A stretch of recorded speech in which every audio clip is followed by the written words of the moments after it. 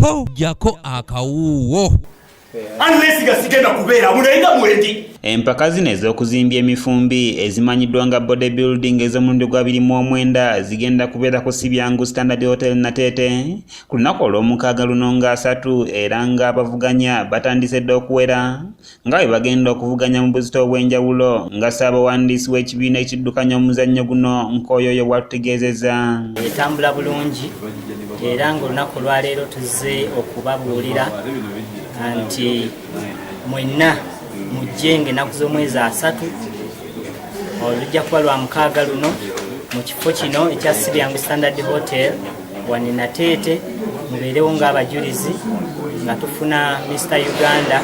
Empaka za kutandika ku ssaawa 9 ez'emisana ng'abazannyi abasaba mu 7 be beewandiisizza okwetabamu nga kuno nno kuliko abakyala wamu n'abaami. Bali tugamba nti Mr. Uganda tutegeeza nti abazannyi okuva mu ggwanga lyonna baanirizibwa.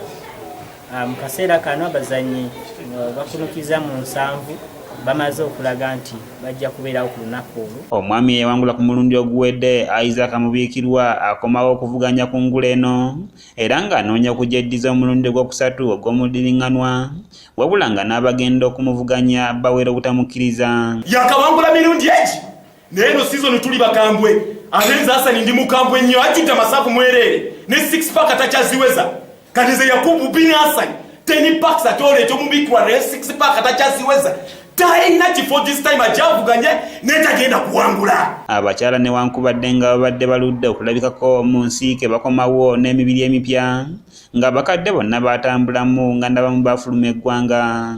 Bano bapya n'emifumbi mipya size mpya so mujje nga mweteeseteese kubanga bali bo mwabalaba.